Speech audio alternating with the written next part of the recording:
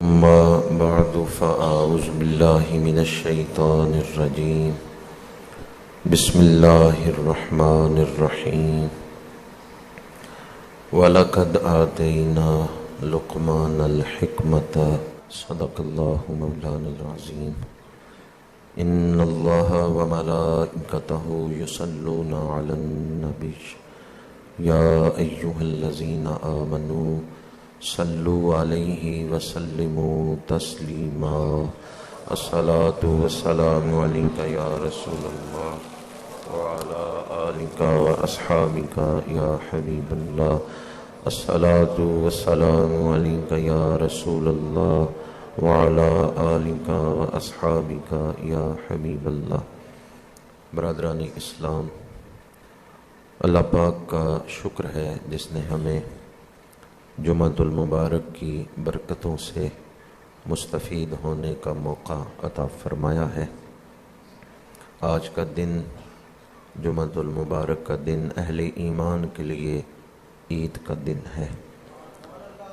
جامعہ مسجدوں کے دروازے کھلے ہوئے ہیں، عبادت گزار بندے مسجدوں کی طرف آ رہے ہیں۔ حدیث پاک میں ہے مسجد کے دروازے پر فرشتے کھڑے ہیں اور آنے والوں کی لسٹیں تیار ہو رہی ہیں، اور جس ترتیب سے لوگ آ رہے ہیں اس ترتیب سے ہی انہیں ثواب عطا کیا جائے گا۔ جو پہلے آ رہے ہیں انہیں اونٹ کا ثواب، اونٹ صدقہ کرنے کا ثواب، جو بعد میں آ رہے ہیں انہیں گائے صدقہ کرنے کا ثواب۔ تو جس ترتیب سے کوئی آ رہا ہے اس ترتیب سے لسٹیں تیار ہو رہی ہیں جو آج بارگاہ ذوالجلال میں پیش کی جائیں گی۔ ہم اللہ کا شکر ادا کرتے ہیں کہ اس نے ہمیں اپنی بارگاہ میں حاضری کی اجازت بخشی ہے، اس نے ہمیں اپنے دربار میں بلا لیا ہے۔ جس طرح اس نے اپنے فضل سے، اپنے کرم سے حاضری کی توفیق دی ہے، ہم اس کے کرم سے امید رکھتے ہیں کہ وہ ہماری اس حاضری کو قبول فرمائے گا، اور جب ہم یہاں سے واپس لوٹیں گے تو اپنی جھولیوں میں رحمت اور بخشش کے پھول لے کے جائیں گے۔ ملکی حالات، معاشرتی حالات، معاشی حالات، ذہنی اور نفسیاتی طور پہ ہماری قوم جن مسائل سے گزر رہی ہے وہ انتہائی پریشان کن ہیں، اور اللہ کی بارگاہ میں رجوع کرنے کا وقت ہے، توبہ کرنے کا وقت ہے۔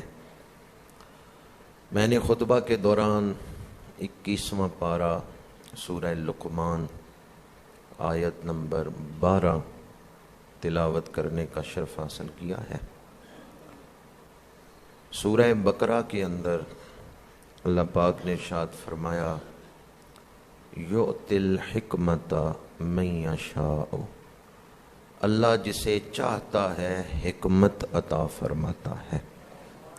ومن یؤت الحکمت فقد اوتی خیرا کثیرا، اور جسے اللہ نے حکمت دے دی، حکمت عطا کر دی، اسے بڑا خزانہ دے دیا ہے، اسے خیر کثیر عطا کر دی۔ کس کو خیر کثیر مل گئی؟ جسے حکمت مل گئی۔ تو حکمت یہ بہت بڑا خزانہ ہے۔ وَمَن يُؤْتَ الْحِكْمَةَ فَقَدْ أُوتِيَ خَيْرًا كَثِيرًا، کثیر خیر، صرف خیر نہیں، بڑی خیر، بڑی بھلائی اسے مل گئی، اسے بڑا خزانہ مل گیا جسے حکمت مل گئی۔ حکمت کیا ہے؟ چیزوں کو ان کے صحیح تناظر میں دیکھنا اور صحیح فیصلہ کرنا۔ اگرچہ حکمت کی بہت ساری تعریفیں علماء نے کی ہیں، اور جو تعریف حکمت کی گئی ہیں وہ بڑی اعلیٰ ہیں، بڑی شان والی ہیں، اور بڑی جامع ہیں۔ میں ان کا خلاصہ آپ کے سامنے بیان کر رہا ہوں کہ ایسی نظر مل جائے، ایسی صلاحیت مل جائے، ایسا ملکہ، ایسی استعداد انسان کے اندر پیدا ہو جائے کہ انسان چیزوں کو اپنی خواہشات کی نظر سے نہ دیکھے، اپنے سفلی جذبات کی نظر سے چیزوں کو نہ دیکھے، حقائق کی روشنی میں دیکھے، چیزیں جو حقیقت میں ہیں وہ نظر آئیں، اور بندہ وہ فیصلہ کرے جو صحیح فیصلہ ہو، جو مشکلات سے نکالنے والا اور منزل تک پہنچانے والا فیصلہ ہو، درست بات، سچی بات، کھری بات۔ حضرت لقمان، ان کے حوالے سے قرآن پاک میں ہے کہ اللہ پاک نے انہیں حکمت عطا فرمائی۔ سورہ لقمان، ایک سورت کا نام ہی سورہ لقمان ہے۔ وَلَقَدْ آتَيْنَا لُقْمَانَ الْحِكْمَةَ، فرمایا ہم نے لقمان کو حکمت عطا فرمائی۔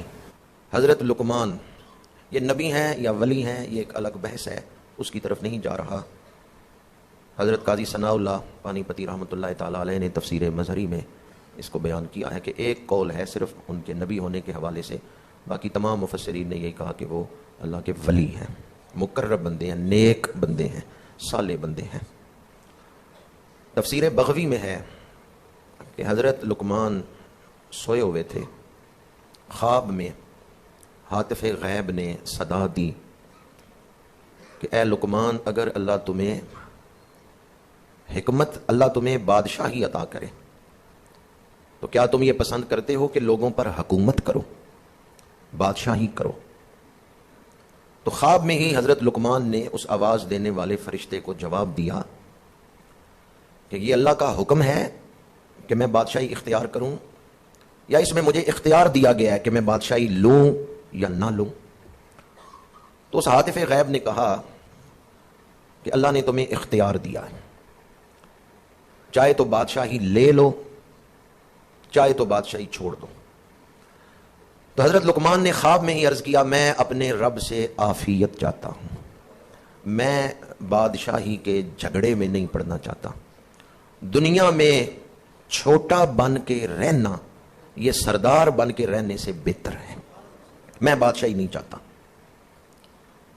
تو وہ جس فرشتے نے صدا دی تھی اس نے کہا، لقمان جب تمہیں موقع ملا تھا کہ بادشاہی لے لو تو تم نے بادشاہی کیوں چھوڑ دی؟ تو حضرت لقمان نے جواب دیا کہ میں نے اسی لیے پوچھا تھا کہ اللہ کا حکم ہے کہ میں بادشاہی کروں یا اختیار ہے؟ تو تم نے کہا کہ اختیار ہے، اگر اللہ حکم دیتا تو میں بادشاہی لے لیتا، کیونکہ اللہ جب کسی کو کوئی منصب دیتا ہے تو اس منصب کے مطابق صلاحیتیں بھی دے دیتا ہے، پھر وہ آدمی سرخرو ہو جاتا ہے، وہ پھر صحیح فیصلے کرتا ہے۔ اور اگر میں اپنی چاہت سے سردار بنتا، اپنی چاہت سے سرداری لے لیتا، بادشاہ بن جاتا، عوام کے فیصلے میرے ہاتھ میں ہوتے میری خواہش کی وجہ سے، پھر میں کوئی غلط فیصلہ کرتا تو وہ غلط فیصلہ میرے دوزخی بننے کے لیے کافی تھا، اس لیے میں نے بادشاہی کی چاہت نہیں کی۔ اب ذرا دل تھام کے سنیں اگلا جملہ جو آپ نے فرمایا، یہ تفسیر بغوی میں ہے، تفسیر مظہری میں ہے۔ آپ نے فرمایا جو بندہ آخرت چھوڑ کر دنیا کو اختیار کرتا ہے، دنیا بھی ضائع ہو جاتی ہے، آخرت بھی ضائع ہو جاتی ہے۔ جو آخرت پر دنیا کو ترجیح دیتا ہے، آخرت چھوڑ کے دنیا کے پیچھے دوڑتا ہے، اسے نہ آخرت ملتی ہے نہ دنیا ملتی ہے۔ اور جو دنیا کے بجائے آخرت کو اختیار کرتا ہے، دنیا ملے نہ ملے میں نے آخرت سنوارنی ہے، اللہ اسے دونوں عطا فرما دیتا ہے۔ فرشتے نے کہا، لقمان اللہ نے تمہیں حکمت عطا فرما دی، یہ جو گہری باتیں تم کر رہے ہو یہی درست فیصلہ ہے۔ حضرت لقمان کو جب اللہ تعالیٰ کی طرف سے اختیار دیا گیا تو آپ نے کون سی چیز اختیار کی، بادشاہی یا عافیت؟ عافیت، یہ بڑی گہری بات ہے۔ حدیث پاک ہے، میرے آقا کریم نے ارشاد فرمایا، ایمان کے بعد سب سے بڑی دولت عافیت ہے، عافیت بہت بڑی دولت ہے۔ اور حضرت لقمان نے جو دوسری بات کہی کہ اگر میں اپنی چاہت سے، حیرت سے، اپنی لالچ سے بادشاہی اختیار کرتا اور پھر میں کوئی غلط فیصلہ کرتا تو وہ غلط فیصلہ مجھے قیامت کے دن رسوا کرتا. اس لیے میں نے وہ سیٹ نہیں لی جہاں لوگوں کے فیصلے میرے ہاتھ میں ہوں, جہاں لوگوں کے فیصلے میں کروں اور پھر میں کوئی غلط فیصلہ کر کے دوزخ میں چلا جاؤں. بخاری شریف میں حدیث پاک ہے.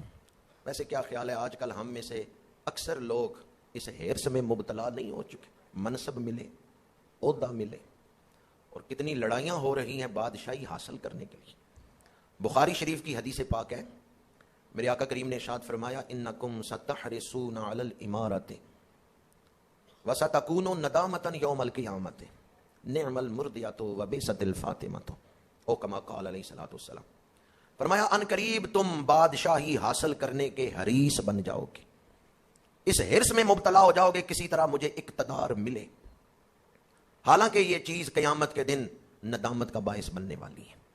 اور پھر دیکھے میرے آقا کریم کی نگاہ نبوت, فرمایا نعم المرضیۃ, بادشاہی جب ملتی ہے نا تو بڑی اچھی لگتی ہے, وبئست الفاطمۃ, لیکن جب جاتی ہے تو تکلیف بڑی ہوتی ہے. بادشاہی جب ملتی ہے تو لطف آتا ہے, بادشاہی جب ملتی ہے دل خوش ہوتا ہے, اقتدار جب ملتا ہے بڑا اچھا لگتا ہے, لیکن جب اقتدار چھین لیا جائے بئست الفاطمۃ. فرمایا جب یہ اقتدار چھین لیا جاتا ہے پھر رسوائی کا باعث, پھر تکلیف کا باعث. حضور نے جو فرمایا ہے ایسا ہی ہم دیکھ رہے ہیں یا نہیں؟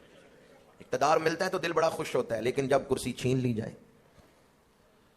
مسلم شریف میں حدیث پاک ہے انہا یوم القیامت خزی و ندامت الا من اخذها بحقها.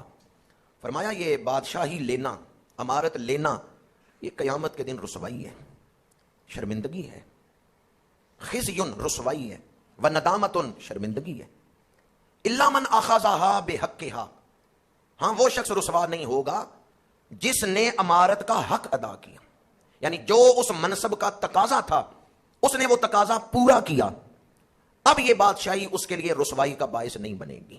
اس نے عدل کیا, اس نے انصاف کیا, اس نے اس منصب کا حق ادا کیا. الا من اخذها بحقها, جس نے اس عہدے کا حق ادا کیا اس کے لیے یہ عہدہ رسوائی کا باعث نہیں ہوگا. یہ مسلم شریف کی حدیث پاک ہے. حضرت سیدنا صدیق اکبر خلیفہ بنے ہیں تو آپ نے جو پہلا خطبہ دیا نا اس میں آپ فرماتے ہیں کبھی میرے دل میں یہ خواہش نہیں پیدا ہوئی کہ میں مسلمانوں کا امیر بنوں, سردار بننے کی خواہش کبھی میرے دل میں پیدا نہیں. یہ میں آپ سے اس لیے نہیں کا لفظ کہلوا رہا ہوں تاکہ ہمارے دلوں میں بھی یہ بڑا بننے کی خواہش نکل جائے. ہاں اگر کوئی اہلیت بھی رکھتا ہو, استعداد ہو, صلاحیت ہو اور نیت ہو آخرت کی, دنیا کی نیت نہ ہو, تو پھر وہ عہدہ لے سکتا ہے, شریعت نے اجازت دی ہے, پھر وہ خدمت کر سکتا ہے, پھر اس کے لیے آخرت میں اجر کا باعث ہے. وہ جو نبیوں کے بعد سب سے بلند مرتبے پہ ہیں وہ فرما رہے ہیں خطبے میں جبکہ خلیفۃ الرسول بنے ہیں, کبھی میرے دل میں یہ خواہش نہیں پیدا ہوئی کہ میں مسلمانوں کا امیر بنوں. حضرت فاروق اعظم رضی اللہ تعالیٰ عنہ جب خلیفہ بنے تو آپ کے دوست حضرت ابو عبیدہ بن الجراح, انہوں نے خط لکھا, وہ کسی محاذ پہ جنگ کر رہے تھے, خط لکھا امیر المومنین پہلے قیامت کے دن آپ نے صرف اپنا ہی جواب دینا تھا, اب پوری امت کا جواب دینا ہے, کیسے سرخرو ہوں گے. خط آیا حضرت فاروق اعظم کو جب آپ خلیفہ بنے, اور جو خط لکھ رہے ہیں نا وہ صحابی ہیں اور آپ کے دوست ہیں. فاروق اعظم پہلے صرف آپ نے اپنا ہی حساب دینا تھا, اب آپ خلیفہ بن گئے ہیں, اب آپ کا فیصلہ امت پر اثر انداز ہوگا, آپ پوری امت کا جواب کیسے دیں گے. حضرت فاروق اعظم نے خط کا جواب لکھا, فرمایا تمہارے جیسے دوست ہی دوست کہلانے کے حقدار ہیں, جو آخرت کی فکر پیدا کرتے ہیں, جو مشورہ دیتے ہیں کہ آخرت سے ڈرتے رہنا.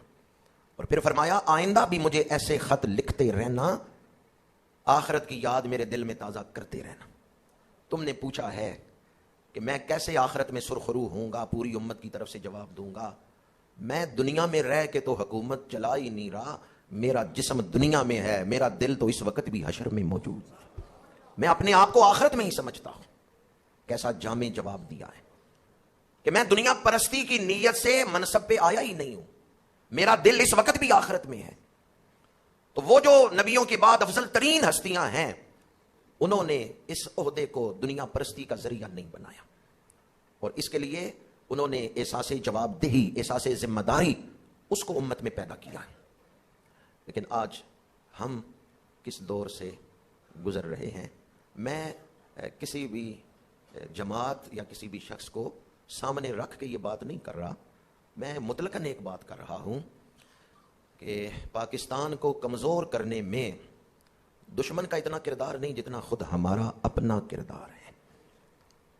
اور اس وقت جو صورتحال ہے وہ انتہائی پریشان کن ہے۔ میں اس پر کوئی زیادہ تبصرہ بھی نہیں کرنا چاہتا، صرف اتنا ہی عرض کرنا چاہتا ہوں کہ ایک تو ہمیں ہر حال میں قانون کی پابندی کرنی چاہیے، اور دوسرا ہر حال میں اداروں کا احترام کرنا چاہیے۔ ملک کس چیز کا نام ہوتا ہے؟ ملک اداروں کا ہی نام ہوتا ہے، اور جب ادارے ختم ہوں تو ملک ختم ہو جاتے ہیں۔ ملک کس چیز کا نام ہے؟ فیڈریشن کسے کہتے ہیں؟ فیڈریشن اداروں کا ہی نام ہوتا ہے۔ تو جب ادارے ختم ہو جائیں، ان کا اعتماد کھو جائے تو ملک ختم ہو جاتے ہیں۔ ہمیں پتہ نہیں کہ ہم کتنا خطرناک کھیل کھیل رہے ہیں۔ یہ کوئی میرے دل سے پوچھے کہ اس وقت صورتحال کیا ہے، میں کما حق کو بیان نہیں کر سکتا۔ اس وقت انتہائی پریشان کن صورتحال ہے۔ مجھے ایک شاعر کا شعر یاد آ رہا ہے، ظفر آدمی نہ اس کو جانیے گا، ہو کیسا ہی صاحب فہم و ذکا، جسے عیش میں یاد خدا نہ رہی، جسے تیش میں خوف خدا نہ رہا۔ وہ آدمی انسان کہلانے کا حقدار نہیں جسے غصہ آئے تو خدا یاد ہی نہ رہے۔ غصہ آئے تو اس وقت خدا کو یاد رکھے۔ ظفر آدمی نہ اس کو جانیے گا، ہو کیسا ہی صاحب فہم و ذکا، جسے عیش میں یاد خدا نہ رہی، جسے تیش میں خوف خدا نہ رہا۔ عیش دولت آ گئی، منصب آ گیا، اللہ کو یاد رکھیں، اس کے حکم کے مطابق معاملات کو چلائیں۔ غصہ آ گیا ہے تو خدا کو یاد رکھیں۔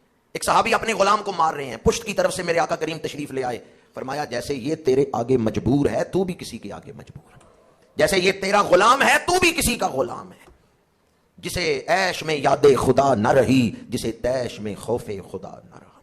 آج غصے میں ہم اپنے ہی چہرے کو نوچ رہے ہیں، اپنے ہی ملک کو ختم کرنے کے در پہ ہیں، اور کچھ لوگ ڈر کی وجہ سے اپنے ہی ملک کو نقصان پہنچا رہے ہیں۔ ڈالر خرید لو جی، سونا خرید لو، بڑا مہنگا ہو گیا ہے۔ ذخیرہ اندوزی کرنا ناجائز ہے، اور ذخیرہ اندوزی کسے کہتے ہیں؟ اسی کو تو کہتے ہیں کہ بچا کے رکھ لو، ریٹ اونچا ہوگا تو پھر ہم اس کو بیچ دیں گے۔ قوم نے اتنے ڈالر خرید کے گھروں میں رکھ لیے ہیں، اب بازار میں موجود ہی نہیں، ریٹ تو بڑھے گا۔ سونا اتنا خرید لیا ہے کہ اب بازار میں موجود تھوڑا ہے، ریٹ تو بڑھے گا۔ کسی مفتی سے فتویٰ بھی لے لیتے کہ جن حالات سے ہمارا ملک گزر رہا ہے، ان حالات میں غیر ملکی کرنسی خرید کے گھر رکھنے کا شرعی حکم کیا ہے؟ سونا خرید کے چھپانے کا شرعی حکم کیا ہے؟ ان حالات اپنے ملک کی عزت کو ہم نے داؤ پہ لگا دیا ہے، خوف کی وجہ سے، ڈر کی وجہ سے۔ انڈیا نے کچھ عرصہ پہلے اپنی جو کرنسی تھی اس کو یکدم اعلان کیا ختم کرنے کا، یہ سکے ہم ختم کر رہے ہیں، دوسرے دن سارے سکے مارکیٹ میں آ گئے۔ سعودی عرب نے بڑے بڑے امیر لوگ اپنے شہزادے گرفتار نہیں کیے تھے کرپشن کا پیسہ نکالنے کے لیے؟ سعودی عرب نے کیے تھے گرفتار، خبریں آپ نے سنی۔ کئی ملک جب ان حالات میں پڑتے ہیں نا، وہ کہتے ہیں 500 کا نوٹ فلاں تاریخ تک آپ چلا سکتے ہیں، اس کے بعد ختم ہے۔ تو جن لوگوں نے گھر رکھے ہوتے ہیں وہ سارے باہر نکال لیتے ہیں۔ اس وقت بھی ہم جن حالات سے گزر رہے ہیں، اگر حکومت اعلان کر دے جس کے پاس $1,00,000 ہے، 50% حکومت کا ہے، 50% آپ کا ہے، فلاں تاریخ سے پہلے باہر نکالو، ورنہ 50% حکومت کا، 50% آپ کا۔ دیکھیں پھر ڈالر کی قیمت کیسے نیچے آتی، کس طرح مہنگائی ختم ہوتی۔ غریب اس وقت غریب تر ہو گیا ہے، اور حکمران کیسے فیصلے کر رہے ہیں؟ میں دوبارہ عرض کر رہا ہوں، حضرت لقمان حکیم نے فرمایا، تفسیر بغوی میں، دیگر تفاسیر میں ہے، اگر میں حکومت لے لوں اور میرے غلط فیصلے سے اللہ کی مخلوق کو نقصان پہنچے تو میرا یہ غلط فیصلہ مجھے دوزخ میں لے جائے گا۔ آج حکمران فیصلہ کرتے ہوئے مخلوق کا تو خیال ہی نہیں کرتے کہ جو فیصلے ہم کر رہے ہیں ان کا مخلوق پہ کیا اثر ہوگا۔ 1 سال ہو گیا ہے، میں نے اسی ممبر پہ بیٹھ کے کہا تھا، کسی عرب شیخ کی ایک نصیحت میں نے پیغام آپ تک پہنچایا تھا کہ بارگاہ نبوی سے کوئی اشارہ انہیں ملا تھا کہ پاکستانی لوگ وظیفہ پڑھیں، یا اللہ ہو یا لطیف ہو، اور اللہ کی طرف رجوع کریں، توبہ کریں۔ اگر یہ نہیں کرتے تو حالات اور خراب ہوں گے۔ میری آواز تو آپ چند لوگوں تک پہنچ سکتی ہے، لیکن ہمارے ہاں سوشل میڈیا نے ایسا ماحول پیدا کر دیا ہے کہ ہماری اکثریت توبہ کرنے کے لیے تیار نہیں، ہماری اکثریت اللہ کی طرف رجوع کرنے کے لیے تیار نہیں۔ آئیں آج ہم ہی جتنے لوگ یہاں بیٹھے ہیں، کم از کم ہم تو اللہ کی طرف سچی توبہ کے ساتھ رجوع کریں کہ پروردگار ہمیں معافی عطا فرمائے۔ اور ہمارے حکمرانوں کو صحیح فیصلے کرنے کی توفیق عطا فرما۔ میں آپ کی خدمت میں یہ 3 گزارشات عرض کر رہا ہوں۔ ایک تو ہر حال میں قانون کی پابندی کریں، اور دوسرا کبھی اداروں کے خلاف زبان نہ کھولیں، اداروں سے ہی ملک بنتا ہے، اور تیسری بات اللہ کی طرف رجوع کریں، یہ دعا کا وقت، اس کو لائٹلی نہ لیں۔ دن بدن حالات پریشان کن ہوتے جا رہے ہیں، دن بدن حالات بگڑتے جا رہے ہیں۔ حضرت لقمان حکیم سے کسی نے پوچھا برا آدمی کون ہے؟ انہوں نے فرمایا جو بھی اللہ کے حکم توڑتا ہے، اپنے نفس کی خواہش پوری کرتا ہے، وہ برا ہے۔ اللہ کے حکم توڑ کے جو اپنے آپ کو راضی کرتا ہے وہ برا ہے۔ سائل نے پوچھا سب سے برا کون ہے؟ آپ نے فرمایا سب سے برا وہ ہے جسے یہ پرواہ ہی نہ ہو کہ میں گناہ کر رہا ہوں اور لوگ مجھے دیکھ رہے ہیں۔ اور آج ہم نے سوشل میڈیا کیسے استعمال کیا کہ گناہوں کی تشہیر ہم سوشل میڈیا کے ذریعے کرتے ہیں، شادیوں کی تصویریں سوشل میڈیا پہ، اور ہمیں احساس ہی نہیں ہے کہ ہم اپنے گناہوں کی تشہیر کر رہے ہیں۔ لقمان حکیم سے کسی نے پوچھا، بعض تفسیروں میں ہے کہ ابتداً وہ کسی کے غلام تھے، تو مالک نے کہا بکری ذبح کر کے اس کا سب سے اچھا عضو جو ہے وہ لے کے آؤ۔ تو انہوں نے بکری ذبح کی اور زبان اور دل، یہ 2 عضو لے کے آئے اور کہا یہ سب سے اچھے ہیں، زبان اور دل۔ چند دنوں بعد مالک نے پھر کہا بکری ذبح کرو اور اس کے سب سے برے اعضاء لے کے آؤ۔ بکری ذبح کی اور پھر یہی دونوں اعضاء لے کے گئے۔ اس نے کہا پہلے بھی یہی اعضاء لے کے آئے تھے کہ یہ سب سے اچھے ہیں، اور اب بھی یہی دونوں اعضاء لے آئے ہو کہ یہ سب سے برے ہیں۔ تو حضرت لقمان حکیم نے فرمایا کہ اگر دل اور زبان سنور جائے تو سارا وجود ہی سنور جاتا ہے، اور اگر دل اور زبان بگڑ جائیں تو سارا وجود ہی بگڑ جاتا ہے۔ دل کی پاکیزگی، زبان کی درستگی، یہ پورے وجود کو سنوار دیتی ہے، اور دل کا بگاڑ، گناہوں کی آرزو، گناہوں کی خواہش، اور زبان پر گالیاں، غیبت، جھوٹ، چغلی، یہ برے الفاظ زبان پر، یہ پوری شخصیت کو ہی روحانی بیمار کر دیتے ہیں، بگاڑ دیتے ہیں۔ میں نے خطبہ کے دوران جو آیت مبارکہ پڑھی اس کا پہلا حصہ ابھی تک میں نے آپ کے سامنے بیان کیا ہے، وَلَقَدْ آتَيْنَا لُقْمَانَ الْحِكْمَةَ۔ اللہ کریم نے فرمایا ہم نے لقمان کو حکمت عطا فرمائی، دانائی عطا فرمائی، بصیرت، گہری بصیرت عطا فرمائی۔ ہم نے لقمان کو دانائی عطا فرمائی۔ آگے کیا فرمایا، یہ بڑی قابل غور بات ہے، اور زبان کا ذکر کر رہا ہوں تو اگلے جو حصہ ہے آیت کا اگلا حصہ، اس میں فرمایا شکرانہ کرو، ہم نے حکمت عطا کی، ہمارا شکرانہ کرو۔ اب بعض یہ سمجھتے ہیں کہ اس سے مراد ہے کہ چونکہ ہم نے حکمت دی ہے لہٰذا ہمارا شکرانہ کرو، ایک یہ معنی ہے۔ حضرت قاضی ثناء اللہ پانی پتی رحمۃ اللہ علیہ اور دیگر کئی مفسرین نے لکھا ہے کہ شکرانہ ہی حکمت ہے۔ اب تک جو میں نے تقریر کی نا ذرا دکھی اور پریشانی والی، وہ ذرا بھول جائیں۔ اب دوسرا مضمون جو آیت میں کیا فرمایا، ہم نے حکمت عطا کی ہے، شکرانہ کرو، شکرانہ ہی حکمت ہے۔ قرآن پاک کی شان ہے یاسین والقرآن الحکیم، قرآن حکمتوں سے بھری ہوئی کتاب ہے۔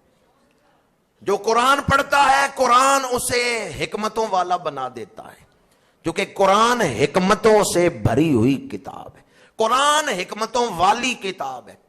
تو وہ جس کتاب کا نام ہی قرآن حکیم ہے، حکمتوں والی کتاب، اس حکمتوں والی کتاب نے سب سے پہلی حکمت جو ہمیں سکھائی ہے وہ ہے الحمدللہ۔ سورۃ فاتحہ کی پہلی آیت کون سا لفظ ہے؟ پہلا، اللہ کا شکر، ساری خوبیاں اللہ کے لیے۔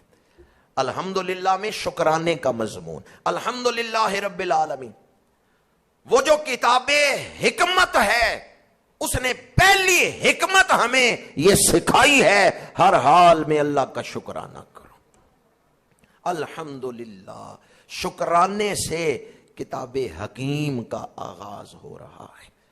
تو گویا جسے شکرانہ سکھا دیا گیا، جسے شکر کرنا سکھا دیا گیا، اسے اللہ نے حکمت عطا فرما دی ہے۔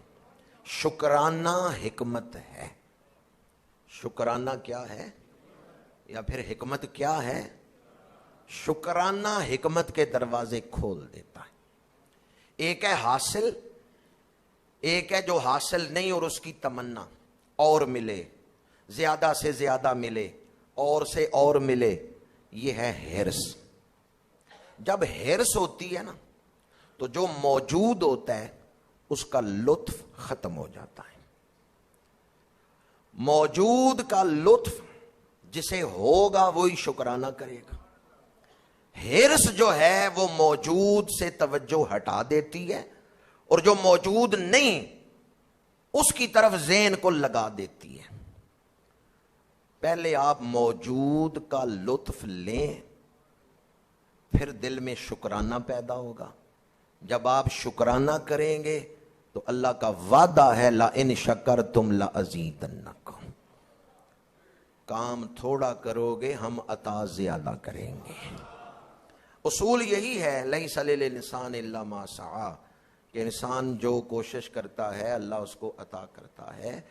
کوشش کا انکار نہیں ہے کہ انسان کی کوشش کا ایک مقام ہے، اہمیت ہے، کوشش کا انکار نہیں، لیکن کوشش کر کے نتیجہ رب پہ چھوڑ دیں، شکرانہ نہ چھوڑیں، کسی حال میں بھی شکرانہ نہ چھوڑیں، شکرانے پہ جمے رہیں۔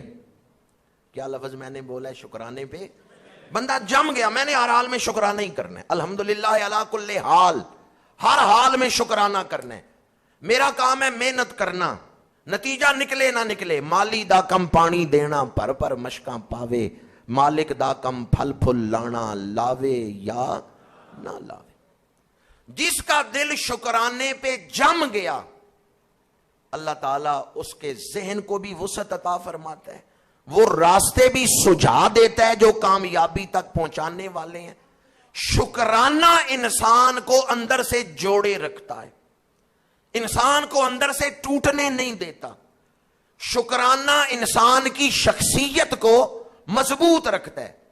بعض اوقات میں نے دیکھا ہے غریب آدمی ہے، بڑی مضبوط شخصیت کا مالک ہے، بڑا امیر آدمی ہے، اندر سے کھوکھلا ہے۔ فرق کیا تو پتہ یہ چلا یہ غریب ہے ناشکرا نہیں ہے، وہ امیر ہے لیکن ناشکرا ہے، اس وجہ سے اس کی شخصیت اندر سے ریزہ ریزہ ہے۔ تو شکرانہ کیا ہے؟ حاصل کا لطف لیں۔ اللہ نے آپ کو کچھ نہیں دیا، چند لوگ ہی بولے ہیں حاصل کا لطف۔ اللہ نے آپ کو کچھ نہیں دیا۔ میں نعمتیں بتاتا ہوں، گنتا ہوں، میں نعمتوں کا ذکر کرتا ہوں، آپ الحمدللہ پڑھیں۔ پتہ الحمدللہ پڑھنے کا فائدہ کیا ہے؟ قیامت کے دن حضور حمد کا جھنڈا اٹھائیں گے، انا حامل لواء الحمد یوم القیامت۔ جو چاہتا ہے نا حضور کے جھنڈے کے نیچے جگہ مل جائے وہ پڑھے الحمدللہ۔ مسلم شریف کی حدیث پاک ہے الحمدللہ تملأ المیزان، قیامت کے دن جب میزان پہ اعمال تل رہے ہیں، یہ نیکیوں کا پلڑا ہے، یہ گناہوں کا پلڑا ہے، جس کی نیکیوں کے پلڑے میں الحمدللہ کا وظیفہ نکلے گا نیکیوں کا پلڑا وزنی ہو جائے گا۔ یہ الحمدللہ کا وظیفہ انسان کو قیامت کے دن بخشوا لے گا۔ اور ایک حدیث مبارکہ میں ان اللہ تعالی یباہی ملائکۃ لعبدہ المریض یقول فی مرضہ الحمدللہ، وہ بندہ جو مریض ہے لیکن مرض میں بھی کہتا ہے اللہ کا شکر ہے، اللہ فرشتوں کی محفل میں اس پر فخر کرتا ہے۔ اللہ فرماتا ہے فرشتوں یہ ہے میرا بندہ جو مصیبتوں میں بھی میرا شکرانہ نہیں کر رہا ہے۔ اللہ فخر کرتا ہے اس بندے پر جو مریض ہے لیکن مرض میں بھی کیا پڑھتا ہے؟ ایک خوشی میں بھی الحمدللہ کہتے تھے، دکھ میں بھی الحمدللہ کہتے تھے، جو راضی بر رضا رہنے والے تھے، نشیب ہو فراز ہو، بیماری ہو صحت ہو، امیری ہو غریبی ہو، دکھ ہو سکھ ہو، زندگی کسی نہج پہ گزر رہی ہو، جو اپنے رب سے تعلق بندگی ٹوٹنے نہیں دیتے، ہر حال میں بندگی کا تعلق جوڑے رکھتے ہیں، جو خوشی میں بھی الحمدللہ کہتے ہیں، دکھوں میں بھی الحمدللہ کہتے ہیں، حدیث پاک ہے قیامت کے دن سب سے پہلے انہیں ہی جنت کی طرف بلایا جائے گا۔ اللہ تعالیٰ کی بارگاہ میں شکرانے کا تحفہ پیش کرنے کے لیے آئیں مل کے ذکر کرتے ہیں۔ میں اللہ کی نعمتیں بیان کرتا ہوں، آپ پڑھیں الحمدللہ۔ قرآن پاک میں اللہ نے فرمایا تھوڑے بندے شکر کرنے والے ہیں، یعنی اکثریت ناشکروں کی ہے۔ یہ تو قرآن نے بتایا ہے، تھوڑے بندے شکر کرنے والے۔ آئیں شکرانہ کر کے اپنا نام شکر گزار بندوں میں شامل کر لیں۔ اللہ نے ہمیں انسان بنایا، اللہ نے ہمیں مسلمان بنایا۔ دوبارہ عرض کر رہا ہوں، یہ بات کہاں سے شروع ہوئی؟ جو حاصل ہے اس پر لطف اٹھائیں، جو حاصل نہیں اس کو ذہن سے نکال دیں، جو حاصل ہے اس پر شکرانہ کریں۔ سب انسان ہیں، یہ چیز حاصل ہے، اہل ایمان ہیں، یہ چیز حاصل۔ ایک جگہ گلاس پڑا ہوا تھا، دو آدمی دیکھ رہے تھے، ایک نے دیکھا آدھا گلاس جو ہے نا وہ پانی سے بھرا ہوا تھا، آدھا خالی تھا، تو جس کی سوچ مثبت تھی وہ کہنے لگا آدھا گلاس پانی سے بھرا ہوا ہے، تو جو ہمیشہ منفی سوچتا تھا اس نے کہا آدھا گلاس خالی ہے۔ تو سوچ بتا دیتی ہے کہ سوچنے کا انداز کیسا ہے۔ باغ میں پھول بھی ہیں، کانٹے بھی ہیں، آپ کیوں کانٹوں سے دامن الجھا رہے ہیں؟ آپ پھولوں کو کیوں نہیں دیکھتے؟ جو نعمتیں حاصل ہیں ان پر شکرانہ کریں، تو جو حاصل نہیں ہیں اللہ ان کے لیے بھی راستے کھول دے گا۔ اللہ نے ہمیں انسان بنایا، ایمان عطا کیا، تاجدار ختم نبوت کا غلام بنایا، رحمت للعالمین کا غلام بنایا، والضحیٰ کے چہرے والے، واللیل کی زلفوں والے، ما زاغ البصر کی آنکھوں والے، ید اللہ کے ہاتھوں والے، وما رمیتا کے بازوؤں والے، علم نشرح کے سینے والے، لا اقسم بہذا البلد وانت حل بہذا البلد کی رفتار والے، ایسے حسین، ایسے صاحب جمال پیغمبر ہمیں عطا کیے کہ جب وہ سیر کو نکلے تو حضرت یوسف بھی ان کے راستے میں طالب دیدار بن کے کھڑے ہوتے ہیں۔ حضور نے فرمایا انا حظکم من الانبیاء وانتم حظی من الامم، اے میرے امتیو میں تمہارے حصے آیا ہوں۔ حضور نے فرمایا، میں حدیث آپ کو سنا رہا ہوں، اللہ کے محبوب نے فرمایا اے غلاموں میں تمہارے حصے آیا ہوں، اور امتوں میں تم میرے حصے آئے ہو۔ میرا جی چاہتا ہے میں اس پہ وجد کروں، لیکن نقش بندی ہوں، جذبات پر کنٹرول ہے، وجد نہیں کر رہا۔ ہم حضور کے حصے میں،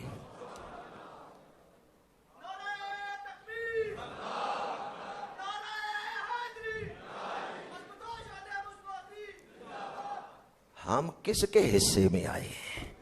حضور فرما رہے ہیں تم میرے حصے میں آئے ہو۔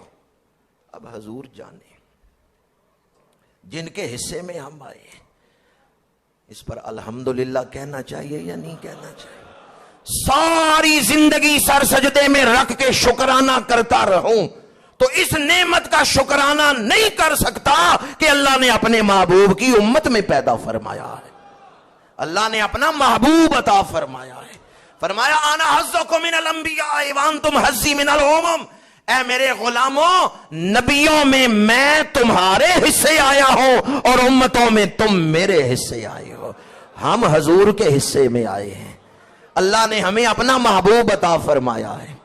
کوئی زبان خاموش نہ رہے، الحمدللہ۔ اللہ نے انسان بنایا، مسلمان بنایا، حضور کی محبت عطا کی، نبیوں کی محبت عطا کی، صحابہ کی محبت عطا کی، اہل بیت کی محبت عطا کی، ولیوں کی محبت عطا کی۔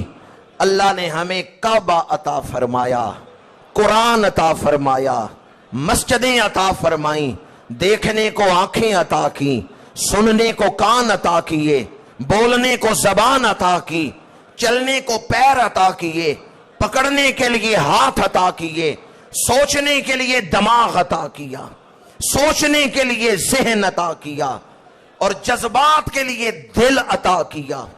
اللہ نے مشورے کے لیے دوست احباب عطا کیے، دکھوں میں ہاتھ بٹانے کے لیے دوست عطا کیے۔ اللہ نے بیوی بچے عطا فرمائے، اللہ نے ہمیں محبت کرنے والے اعزاء و اقرباء عطا کیے۔ اللہ نے سانس لینے کے لیے ہوا عطا فرمائی، پینے کے لیے پانی عطا فرمایا، کھانے کے لیے رزق عطا فرمایا۔ تھک تو نہیں گئے الحمدللہ کے؟ قرآن کہتے ہیں وَإِن تَعُدُّوا نِعْمَتَ اللَّهِ لَا تُحْصُوهَا، اگر تم اللہ کی نعمتیں گننا چاہو گنتی ختم ہو جائے گی، اللہ کی نعمتیں نہیں ختم ہوگی۔ پروردگار ہم تو شعور ہی نہیں رکھتے کہ تو نے کتنی نعمتیں عطا کی ہیں، ہم تیرا شکر نہیں ادا کر سکتے، ہماری طرف سے اپنا شکرانہ خود ہی ادا کر لے۔ حضرت داؤد علیہ السلام نے عرض کیا پروردگار تو نے اتنی نعمتیں دی ہیں، میں تیرا شکرانہ نہیں ادا کر سکتا۔ اللہ نے وحی نازل فرمائی داؤد یہی شکرانہ ہے، مان لینا یہی شکرانہ ہے کہ میری نعمتیں زیادہ ہیں، میرے احسانات زیادہ ہیں۔ تو جو چیز حاصل ہے اس کا لطف لیں، جو حاصل نہیں ہے اس سے توجہ ہٹائیں، شکرانہ کریں۔ حضرت عبداللہ بن عمر کی روایت ہے ابن ماجہ میں، ایک صحابی نے حمد پڑھی، یا رب لک الحمد کما ینبغی لجلال وجہک و عظیم سلطانک، تو جیسا ہے ویسی حمد ہے تیرے لیے۔ خلاصہ ترجمہ بیان کر رہا ہوں، جیسی حمد چاہیے نا ویسی حمد تیرے لیے۔ لک الحمد کما ینبغی لجلال وجہک و عظیم سلطانک، تیری بڑی بادشاہی، تیری عظیم ذات کے لیے جیسی حمد تو چاہتا ہے نا کہ ایسی حمد کی جائے، ویسی حمد تیرے لیے۔ ہم ویسی حمد کر نہیں سکتے، ہاں یہ کہتے ہیں کہ جیسی تیری ذات ہے ویسی حمد۔ فرشتوں نے یہ لکھا، اللہ کی بارگاہ میں حاضر ہوئے، یا اللہ تیرے بندے نے یہ حمد کی ہے، ہمیں سمجھ نہیں آ رہی ثواب کتنا لکھنا ہے، کیونکہ اس نے حمد کی ہے کہ جیسے تو چاہتا ہے ویسی حمد، جیسی تیری بادشاہی ہے ویسی حمد، تو یا اللہ ہم کتنا ثواب لکھیں۔ حضرت عبداللہ بن عمر کی روایت ہے، حدیث پاک سنا رہا ہوں، اللہ نے فرمایا فرشتوں چھوڑ دو، تم اس کا ثواب نہیں لکھ سکتے، بس اس کے نامہ اعمال میں اتنا لکھ دو میرے بندے نے یہ حمد کی ہے، قیامت کے دن جب آئے گا میں کیا کیا اسے دوں گا یہ تمہارے علم سے اونچی بات ہے، تم نہیں لکھ سکتے میں اس کو کتنا ثواب دوں گا۔ وہ حمد نہ ہم مل کے پڑھ لیں، بسم اللہ الرحمن الرحیم، یا ربی لک الحمد کما ینبغی لجلال وجہک و عظیم سلطانک، یا ربی لک الحمد کما ینبغی لجلال وجہک و عظیم سلطانک۔ اللہ تعالیٰ یہ حمد پڑھنا قبول فرمائے۔ ایک روایت اور سنا رہا ہوں اور گفتگو کو سمیٹ رہا ہوں۔ کتاب حکمت میں پہلی حکمت جو ہمیں سکھائی گئی ہے وہ اللہ کی حمد ہر حال میں۔ حدیث پاک ہے قیامت کے دن اللہ کریم 3 قسم کے بندوں کو اپنے خاص فضل اور کرم سے نوازے گا بغیر حساب کے، جنہیں جنت دے گا ان میں یہ 3 قسم کے لوگ شامل ہوں گے۔ فرمایا پہلا وہ شخص جو اسے کوئی نعمت ملے تو پڑھتا ہے الحمدللہ، جو شکرانہ کرنے والا ہے، نا شکرا نہیں۔ دوسرا وہ بندہ دشمن سے بدلہ لے سکتا ہے لیکن معاف کر دیتا ہے، معاف کرنے والا اللہ قیامت کے دن اسے بغیر حساب کے بخشش عطا فرمائے گا۔ اور تیسرا وہ بندہ جو غصے کے وقت اپنے جذبات کو کنٹرول کر لیتا ہے، غصہ آیا ہے لیکن اس نے اپنے اوپر قابو پا لیا، کوئی ایسا لفظ نہیں زبان سے نکالا جو اللہ کو پسند نہ ہو۔ فرمایا جس میں یہ 3 چیزیں ہیں اللہ کریم قیامت کے دن اس پہ خاص نظر رحمت فرمائے گا۔ پہلا شکر کرنے والا، دوسرا معاف کرنے والا، اور تیسرا غصے کے وقت اپنے اوپر قابو پانے والا۔ میں نے آج آپ کے سامنے 2 ایسے موضوعات بیان کیے ہیں کہ بظاہر ان میں کوئی ربط محسوس نہیں ہوتا۔ پہلے تو میں نے اس پر ایک دکھ کا، ایک صدمے کا اظہار کیا کہ اس وقت ہماری قوم جن حالات سے گزر رہی ہے وہ بڑے ہی پریشان کن حالات ہیں، اور ایسا لگتا ہے کہ اب ہم ایک قوم نہیں رہ گئے، ایسے حالات سے ہم گزر رہے ہیں۔ ان باتوں کو دہرانا نہیں چاہتا جو میں نے گفتگو کے دوران آپ کے سامنے بیان کی۔ ان حالات میں پھر میں نے شکرانے کا موضوع آپ کے سامنے بیان کیا۔ تو پہلے تو میں نے آپ کے سامنے یہ موضوع بیان کیا کہ امارت کی خواہش، حکمران بننا، یہ قیامت کے دن رسوائی کا باعث ہوگا اگر عہدے کا حق ادا نہیں کیا۔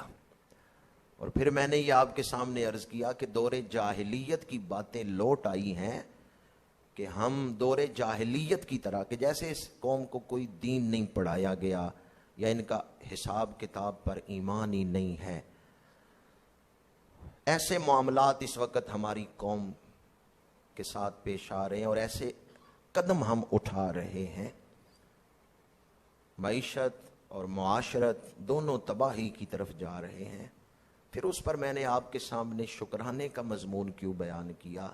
ایسے ہی حالات ہوتے ہیں جن میں دشمن قوموں کو نفسیاتی مریض بنا کے تباہی کے گڑھے میں دھکیل دیتے ہیں۔ بظاہر حالات بڑے خطرناک ہیں، لیکن اللہ نے پاکستان کو جو کچھ عطا کیا ہے نا، آج بھی اگر ہم اللہ کی طرف رجوع کر لیں تو چند دنوں میں حالات درست ہو سکتے ہیں۔ یہ ہماری ناشکری ہے جس نے ہمیں اس مقام تک پہنچایا ہے۔ اس لیے دشمن کے پراپیگنڈے سے متاثر ہو کر کبھی یہ نہ سوچیں کہ جی بس ہم تباہی کے گھڑے میں گر گئے، تباہ ہو گئے۔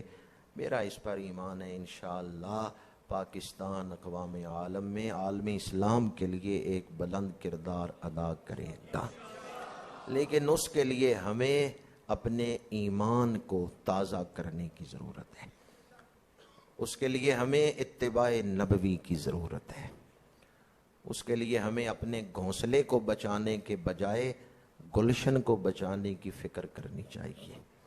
اور اس کے لیے جو عملی اقدامات ہیں وہ 3-4 گزارشات میں نے گفتگو میں آپ کے سامنے پیش کی ہیں۔ ایک تو ہر حال میں قانون کی پابندی کریں، دوسرا اداروں کا احترام ہر حال میں قائم رکھنا چاہیے، اور تیسرا اس وقت سونا اور ڈالر غیر ملکی کرنسی اسے چھپا چھپا کے نہ رکھیں۔ یہ ذخیرہ اندوزی کے ضمن میں اس وقت آتا ہے کہ چونکہ آپ کے اس عمل کی وجہ سے مہنگائی بڑھ رہی ہے تو ان چیزوں کو مارکیٹ میں لے آئیں تاکہ مہنگائی کم ہو۔ ہمارے اینکرز جو ہیں وہ ٹی وی پہ بیٹھ کے لڑائیاں ہی دکھا رہے ہیں، کوئی ایسے پروگرام کیوں نہیں کرتے کہ ان حالات سے قوم کو نکالنا کیسے ہے؟ تو میں آپ کی خدمت میں بھی یہ عرض کروں گا، جو کچھ ہو چکا ہے یا جو کچھ ہو رہا ہے اس پر تبصرہ نہ کریں، قوم کو اس گڑھے سے نکالنا کیسے ہے، مستقبل میں ہم کیا کرنا چاہتے ہیں، کیا کر سکتے ہیں، ہم کس طرح ان حالات سے نکل سکتے ہیں، وہ مثبت گفتگو کریں۔ جو ہو چکا ہے یا جو اس وقت ہو رہا ہے اس پر گفتگو نہ کریں، فلاں نے یہ کر دیا، فلاں نے یہ کر دیا، نہیں، آپ یہ گفتگو کریں جہاں بیٹھے کہ ہم ان حالات کو اچھا کس طرح کر سکتے ہیں، بہتر کیسے بنا سکتے ہیں، اور اس کے لیے بنیادی بات میں نے عرض کی، اللہ کی طرف رجوع، اللہ راستے خود واضح کر دے گا۔ آپ سارے نمازی بیٹھے ہیں، روز نماز میں نہیں پڑھتے اہدنا الصراط کون سا راستہ دکھا؟ یہ صرف دینی اعتبار سے ہی ہے یا دنیاوی اعتبار سے بھی؟ یاد رکھیں یہ جو دعا ہے نا اہدنا الصراط المستقیم، یہ ہر شخص کے لیے، ہر کام کے لیے ہے، ہر وقت کے لیے، ہر مشروع کام کے لیے، ہر جائز کام کے لیے۔ یا اللہ مجھے سیدھا راستہ دکھا، ایسا سیدھا راستہ کہ میں دنیا میں بھی کامیاب ہو جاؤں، آخرت میں بھی کامیاب ہو جاؤں۔ تو نماز میں جب یہ پڑھیں صراط مستقیم کے الفاظ تو اس وقت بھی یہ نیت کریں کہ یا اللہ جس تباہی کے گڑھے کی طرف ہم جا رہے ہیں اس سے بچا لے اور ہمیں سیدھے راستے پر چلا دے۔ اور نہ چونکہ جمع کا صیغہ ہے اس لیے آپ پوری قوم کو مراد لے سکتے ہیں کہ یا اللہ ہمیں اس گڑھے میں گرنے سے بچا لے، ہمیں سیدھے راستے پر، پوری قوم کو سیدھے راستے پر چلا دے۔ نماز جب بھی پڑھیں اس میں اہدنا الصراط المستقیم میں کون سا سیدھا راستہ؟ جو تیرے محبوب کی سنت کا راستہ ہے، جو ہدایت کا راستہ ہے، دنیاوی کام بھی سنور جائیں، آخرت بھی سنور جائیں۔